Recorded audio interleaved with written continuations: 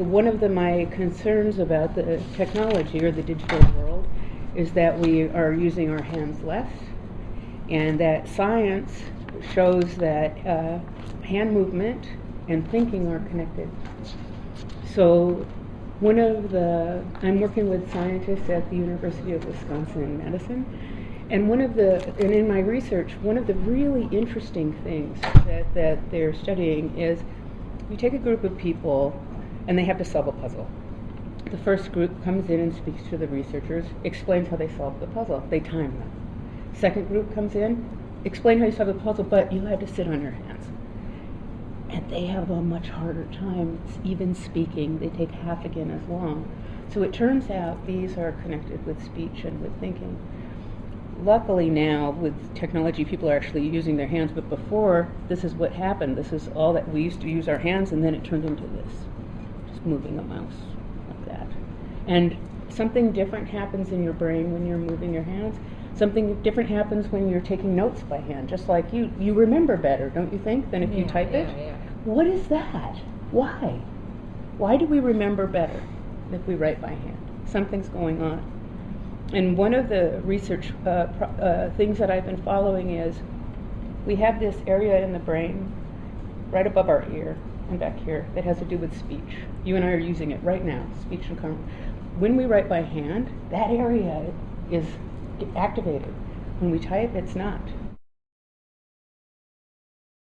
If we had a child, maybe a 4-year-old girl or a 5-year-old girl here, and we had paper and markers, and we say, come on, Shamila, draw. And if she was frightened to draw, we'd be worried about her emotionally. But now she's grown up, she's 40. Come on, Shamila, draw. She's scared, we all understand, me too. What happened? So what I think happened is that when kids go to drawing or any creative idea, but we'll say drawing, that piece of paper is a place for an experience. It's a place. So they draw, you'll hear them making noises. At some point it turns into a thing that's either good or bad. And when that happens, people stop. And they give up so early. I remember when I was maybe 9 or 10, hearing on the radio a man say, if you want to play the violin, you must begin by the age of 3. And I was 9, and I was like, oh, I missed it. And then if you want to be a ballet person, you must begin by the age of 4. And so by the time you're 12, you already have given up on everything. So then why does everyone long for it? Like if I said to you, would you like the power to draw? Would you like it? Would you like the power to sing?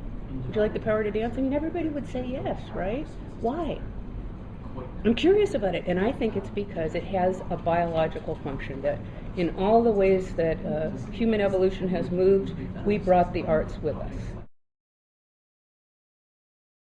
I wrote a play that ran for a long time in New York, and I've done radio shows, and I've written novels, and I've written memoir. I've done all these things, but they feel just exactly the same to me. And they all involve this and this. So it's not, the difference is time factor. For a comic strip, you can do one in a day. A novel takes a lot longer. My first novel, though, I wrote it very quickly by hand. The second novel took 10 years, and it was because I was trying to write it on the computer, which had the delete button, which if I had it on my life, I'd only have 27 minutes maybe that I'd keep of my whole life. It's like, this is my hit reel, this is the good part. And so I was trying to think, maybe the computer, it was that delete button, it was too fast. I babysat a little kid who couldn't write. He told me a story, and he spoke very slowly. And I wrote down the words, and the story was perfect. It had beginning, middle, end. It had the main character, all the things that's supposed to happen in the story. And I thought, well, maybe I should write slow. So I wrote with a paintbrush. I wrote my novel with a paintbrush, and I finished it in 9 months.